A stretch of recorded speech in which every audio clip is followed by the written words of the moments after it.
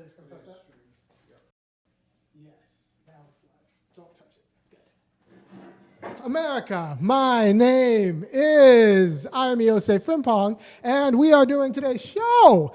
It's a fascinating show. I come to every Friday. A little late today, but it's going to be a very good show. I'm going to give people a little bit of time to stream in, to file in and watch it live, because it's going to be a show you can tell your friends about. So I'm going to want you to send it around to the people, because we're going to talk about two things. They seem to be distinct, and everyone else is talking about them as if they're distinct.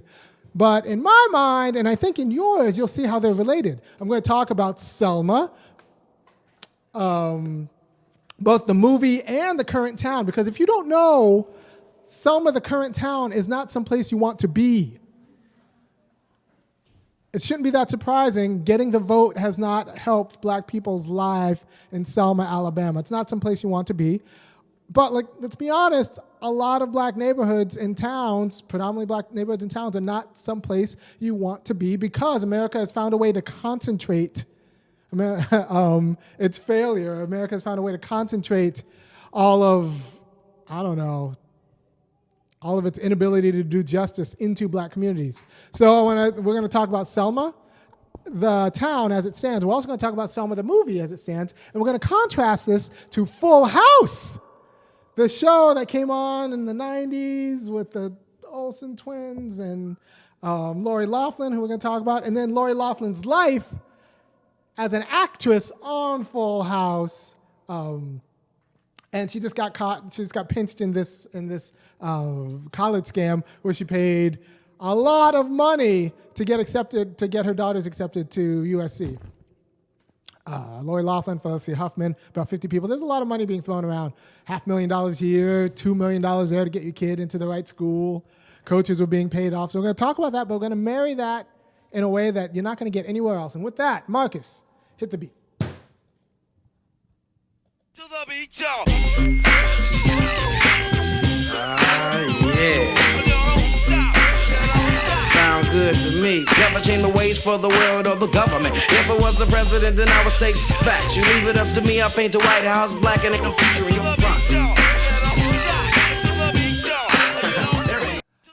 I'm back. And we're talking, first let's talk about the college scam. If you don't know, there was a scam that was found out by the Justice Department.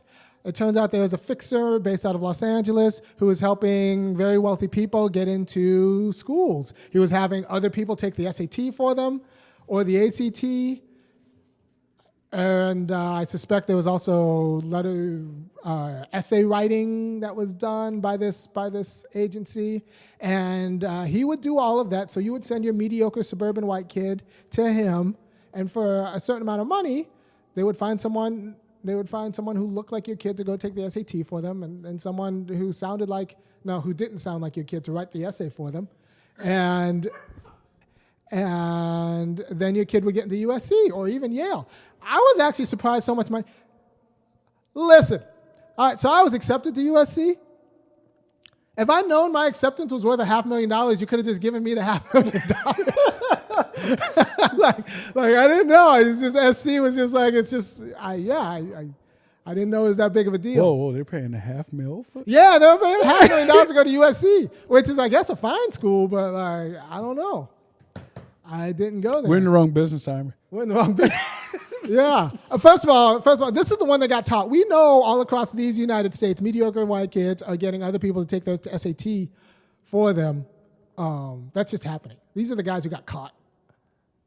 So if these are the guys who got caught because they paid $500,000 for it, there's some people who pay a low rent version who's just kind of going under the radar, getting people to take their SAT for them and writing college admission essays for them.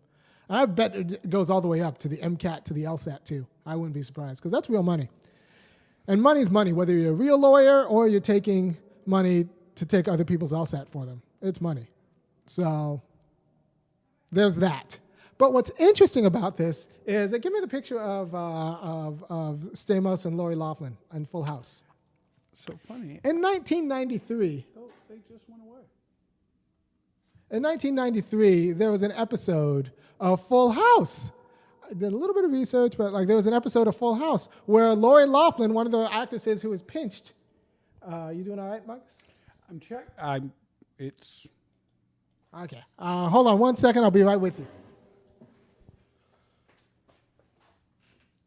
it took the layer completely.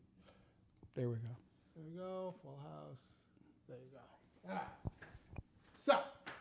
So what you need to know is in 1993, give me it over my shoulder.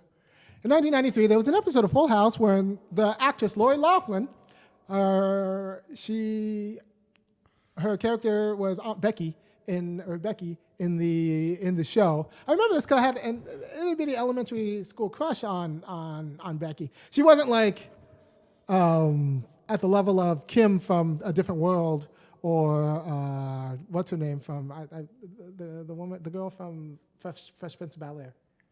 Ashley.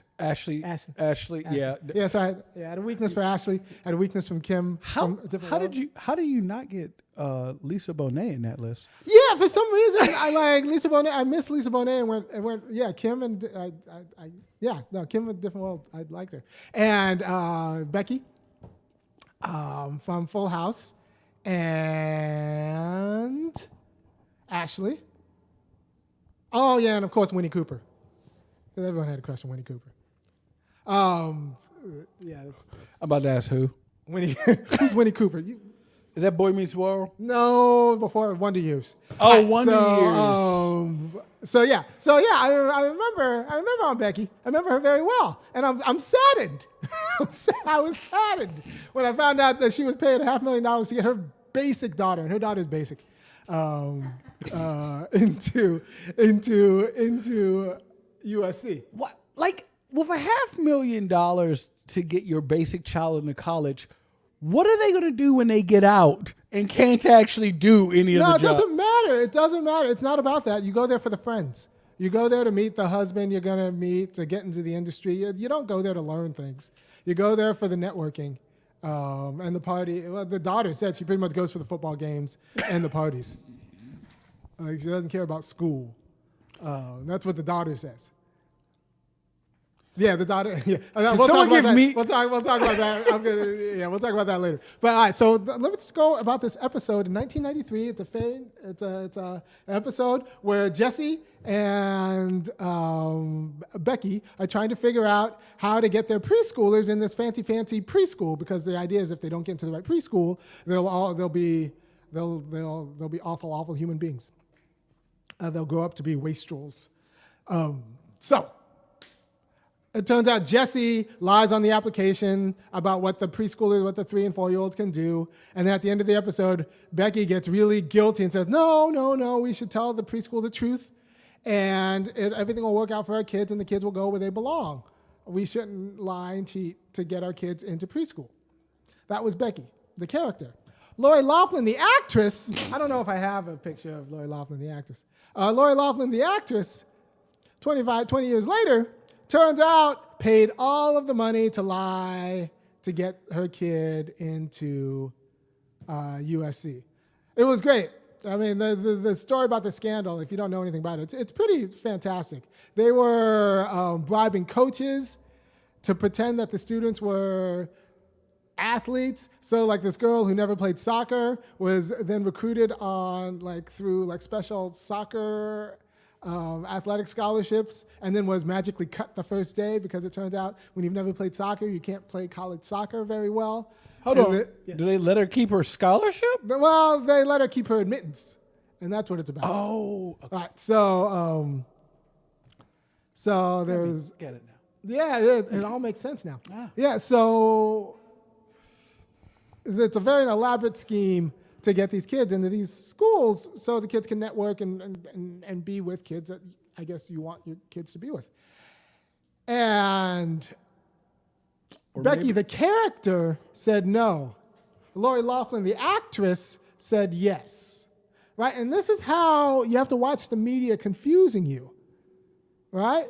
Because you have to understand that we were lied to by the media about how America works and how you win.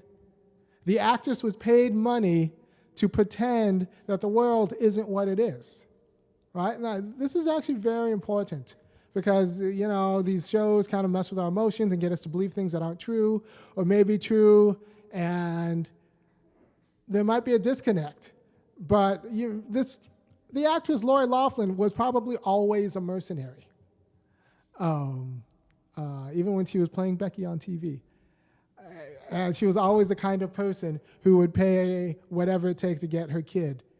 And also be the kind of person who would mouth lines on Full House that, as a role model, that one shouldn't do that. And you have to actually take that seriously. And Becky isn't the only one, because now I'm going to tie it to Selma. Let me tell you a little bit about Selma. Give me a picture of Selma, the movie. There was a so-so movie that came out a few years ago called Selma. You might have seen it. It was in all the papers, maybe won an award. Glory. I'm not one of these cats who thinks that voting is going to save your life. I don't even think voting is actually that politically powerful. Rupert Murdoch doesn't have to vote. Like Bill Gates runs your school, not by his vote. So voting isn't actually even that politically powerful. But there was a movie called Selma about the Voting Rights Act. It's good to have the right to vote, but it's also good to be able to corral and organize and pay voters. I'm fond of eating. Yeah. Sheldon Adelson, this guy over in Las Vegas who owns half of Congress, has more power than his one vote. He's a billionaire, multi-billionaire who gives a lot of money. Movie Selma is about Selma. A lot of well-dressed Negroes and everyone's doing fine. That's not Selma. Because that movie, apparently at the end of the movie, we were supposed to figure out that we overcame. We have not overcome. Give me another picture of Selma. I have some others up there. Yeah, that one. Is that Selma? I got to put on my glasses here. Oh yeah, that's Selma. That's Selma. And do you have anything else? Do I have? Yeah, I don't know. There's a great article if you put in on Google, Selma, still slaves or Selma slaves. The Guardian did a piece about Selma last year, and Selma's got a lot of deferred maintenance, a lot of deferred Negroes, like not just deferred maintenance. We got people who look like that house in Selma because it's a concentrated poor black town. It's not doing very well. They can all vote. No, they actually can't vote because a lot of them have records. And I do not mean like the music records. I mean prison records, so a lot of the black guys can't vote. And so we have a movie of Selma where we overcame by voting. But the truth is, and nobody tells the truth about Selma, someone needs to do a documentary. Look, black people, if you give me a lot of money, I will go down and give you a great documentary on Selma. Maybe not like Anne DeVry. What's her name? Avery. Anna David. Oh God. I'm thinking of. I'm confusing her with the black woman who does one-woman shows because she did a really good. Anne DeVry Smith. She did a really good black one-woman show about the Watts riots. But I'm not thinking Avery about her. It's Anna, Queen Sugar. Yeah, someone on chat's probably got it by now. What's her name? Chat. And the one who did 13. Yeah, her, Ava DuVernay. She did a nice movie about Selma that doesn't actually reflect Selma. So if you give me money, I'll go down and give you another kind of show about Selma that might reflect what the vote did for Selma. It didn't do a whole lot. I think it's like 80% black and everyone's broke. And there's enough deferred maintenance for like 100 years of jobs. Because when you're black and you're broke, things kind of fall down and you can't fix them because fixing things takes money because it's America. And in America, everything costs money. That's why they call it money. So what does that mean? And how come we don't know the truth about Selma? How come we are under the illusion that we overcame? Right? And how come nobody's telling us the truth? We had a president for 8 years who never told us the truth about Selma. We had a president for 8 years who was black when the movie Selma came out and didn't even... Actually, no, we had all of the politicians go down to Edmund Pettus Bridge about 3 weeks ago, take pictures on that bridge, and still not talk about the destitution. It's not even degradation, it's destitution of Selma. Selma's pretty much a little third world country inside of Alabama, parts of which are actually nice. not the black parts. So inside a greater first world nation. Yes. I was actually thinking about that. They went down there. They took some wonderful pictures. They did nothing else. They did nothing else. They probably didn't even drink the water because I suspect there's lead in it.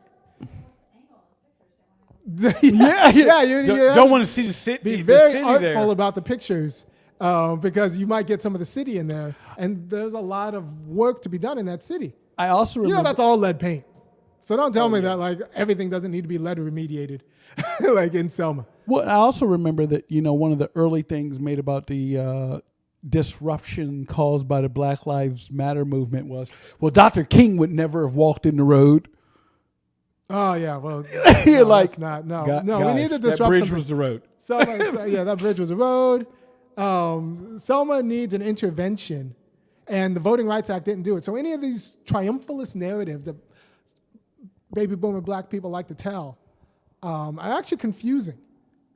We need to tell the truth. We need to tell the whole truth. We need to tell the whole truth about Selma.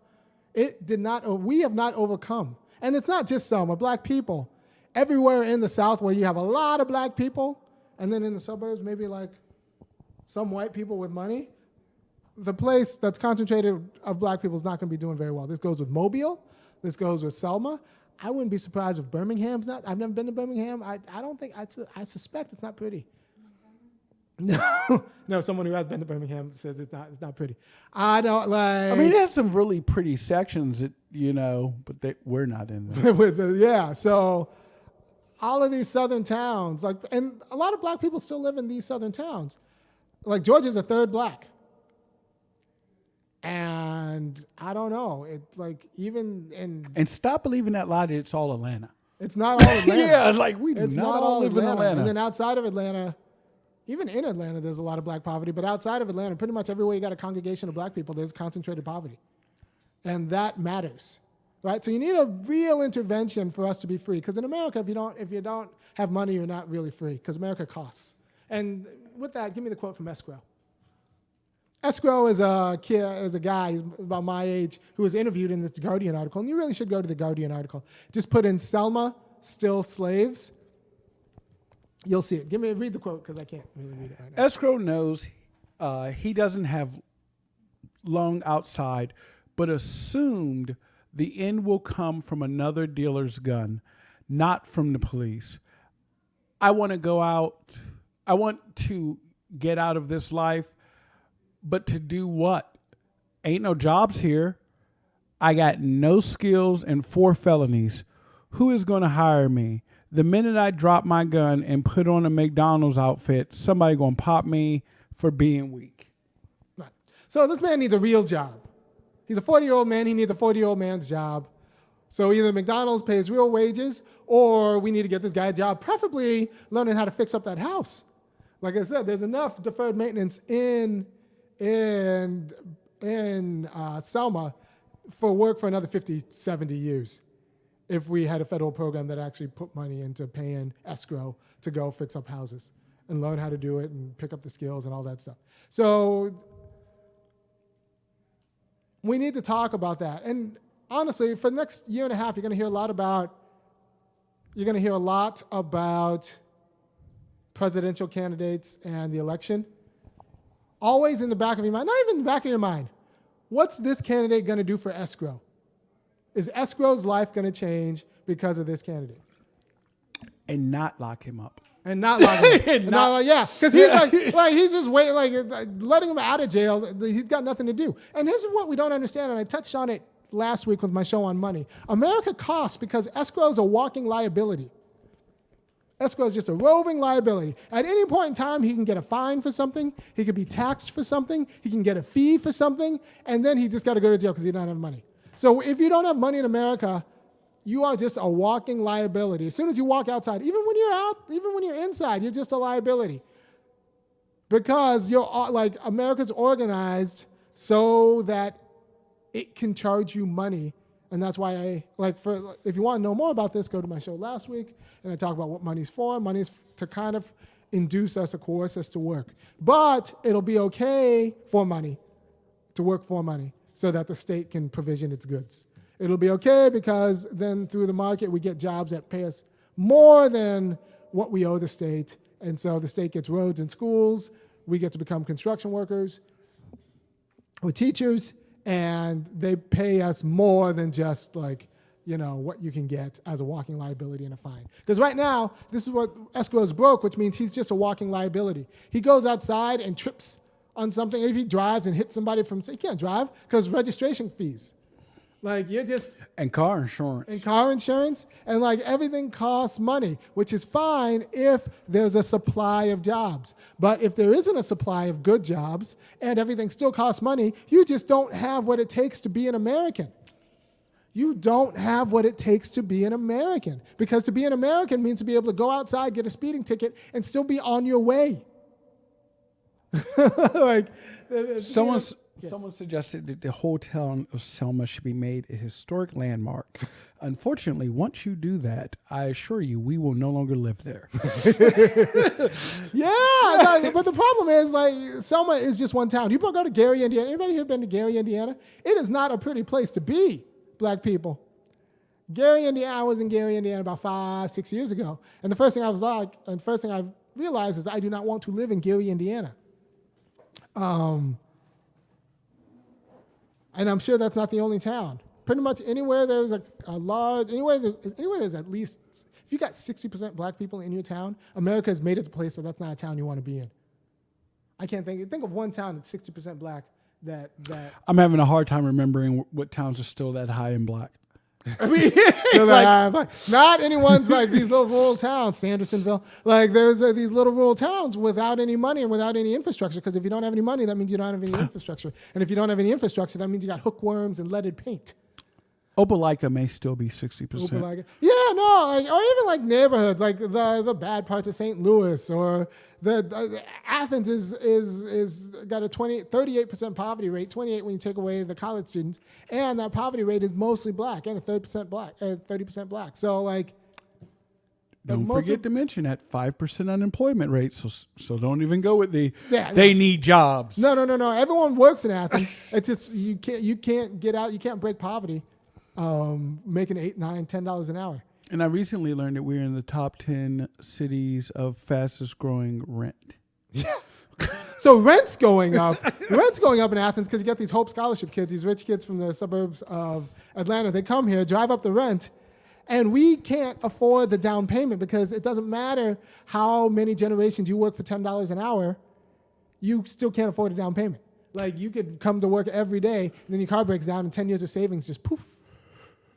Well, and I was thinking, so we'll never be able to get that down payment. So we have to keep paying rent while the rent's going up because the college students are driving up the rent. Yeah. Well, I was thinking about early Athens when I first arrived here, and the students didn't have cars, right. So they spent money in Clark County. Right. Now they all have cars. So they go back to Marietta and wherever they're from and spend that money there. And so the county really drastically changed when Hope got its limit removed. Huh. Yeah, the Hope Scholarship is if you're in the state of Georgia and I think you get over 3.0, the state's going to pay a lot for a lot of your college. But since UGA is kind of a selective school, it pretty much, and then they removed the income caps for the Hope Scholarship because it became less about getting poor people into college and more about how to keep wealthy kids from leaving the state. So now pretty much it's if you have parents who are professionals and are wealthy, we'll give you free tuition for staying in Georgia because we want you to stay in Georgia. And for the poor kids for whom this scholarship was actually Hope, they've been canceled. So now we have pretty much, and this is all funded with lottery money, so we found a way to take money from people who need the lottery or whose only hope is the lottery and move it to people who we want to, people from the suburbs of Atlanta who we want to stay here so they don't go to Vanderbilt or Rice or Carnegie Mellon or Northwestern or something like that out of state. So there's that regressive aspect of hope I'm not a huge fan of. But the issue is anywhere there's a concentration of black people in Athens, there's still a third black, just all those black people are poor. Not all of them, but most of them are. Anywhere there's a concentration of black people, you have a concentration of poverty. Anywhere you have a concentration of poverty, you don't have the money around to do deferred maintenance, and you actually don't have a people who can live in America because it costs money to be in America. Because even if you don't have bills, you're always about to have bills. You're always about to get that ticket. You're always about to get that citation. You're always about to get hit with a fee. So even if you think, well, I just won't spend money. No, America's not made for you not to spend any money, especially if you want to make moves. So we need to be honest about people like Escrow in Birmingham who just can't afford to live in America. So if we're serious about Escrow being American, we need to supply him with a job that pays a real wage so he doesn't have to punk out and we'll go to McDonald's for $8 an hour, which isn't even enough to live, and then just get popped for giving up. Right? So he needs a real job. So when you talk about the elections, especially at the federal level, think about Escrow. What are you going to do for Selma?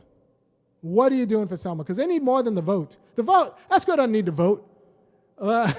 His problems will not be solved with his individual vote.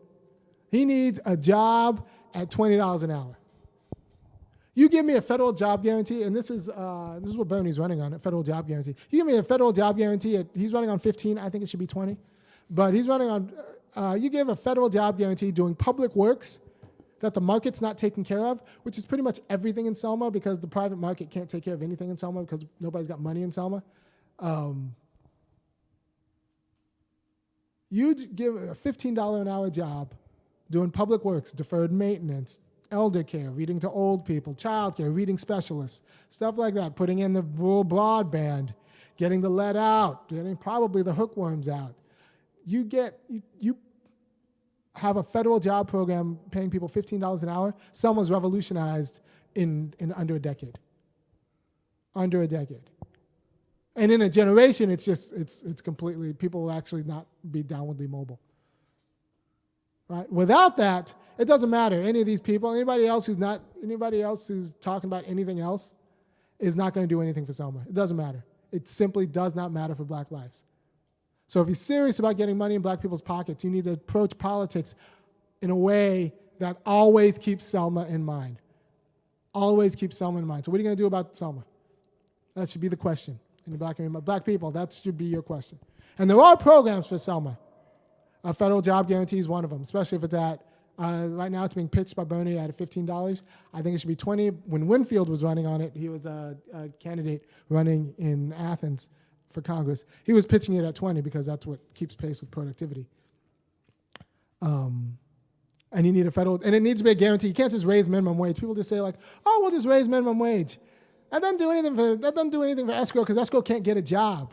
You raise minimum wage, that'll just cut Escrow out of a job. You need a job guarantee.